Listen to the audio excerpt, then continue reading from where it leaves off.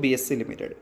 अब BSE पिछले कुछ महीने में अगर देखोगे तो काफ़ी फोकस में रही है, सिर्फ और सिर्फ एक रीज़न की वजह से, वीकली ऑप्शन एक्सपायरी को ख़त्म करने को लेकर जो सेबी का फैसला हमें देखने को मिल रहा था, उसके बाद BSE में एक तरह से देखा जाए तो भूकंप आ गया था भाई। क्योंकि ये चीज़ अगर होता तो BSE के जो नंबर्स हैं उसमें एक मैसिव डैमेज हमें विटनेस करने को मिल सकती थी।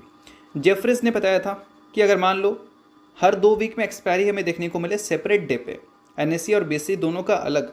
तो BSE अपने मार्केट शेयर को तो मेंटेन कर लेगी, बट 2027 के फाइनेंशियल ईयर में इनका जो ऑप्शंस आने वाला रेवेन्यू है वो 38% से गिर जाएगा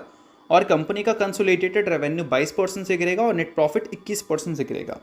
4-5 सिनेरियोज हमें देखने को मिले थे और सेम डे एक्सपायरी अगर होती है तो उस केस में BSE का जो ऑप्शंस आने वाला रेवेन्यू है वो 57% से गिर सकता है 2027 के फाइनेंशियल ईयर में। तो बोल सकते हैं कि ये सारी चीज़ें अगर इंप्लीमेंट होती तो BSE के बिजनेस में एक अच्छा खासा डैमेज होता। बट अभी के टाइम पे सोर्स ये बोल रहे हैं CNBC TV 18 का कि सेबी जो है वो कोई भी चेंजेस नहीं कर रही है वीकली ऑप्शन एक्सपायरी को लेकर, यानी कि जो एक्सपायरी हमें दिखती है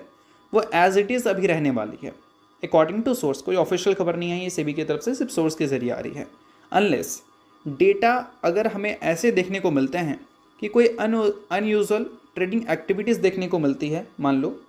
जुलाई से सितंबर के पीरियड में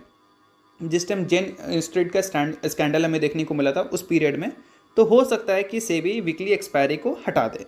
बट अभी के सिनेरियोज़ के हिसाब से सेबी इस चीज़ को नहीं कर रही है,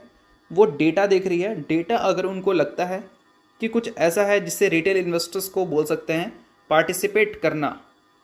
मुश्किल रहेगा FNO में, जिससे उनके लॉसेस बढ़ेंगे, तो उन केस में ये सारी चीज़ें वो बोल सकते हैं अप्लाई कर सकते हैं। तो ये सारी चीज़ों को आप नोट कर सकते हैं, काफ़ी इंपॉर्टेंट है अगर आप बिजनेस पॉइंट ऑफ व्यू से देखोगे तो।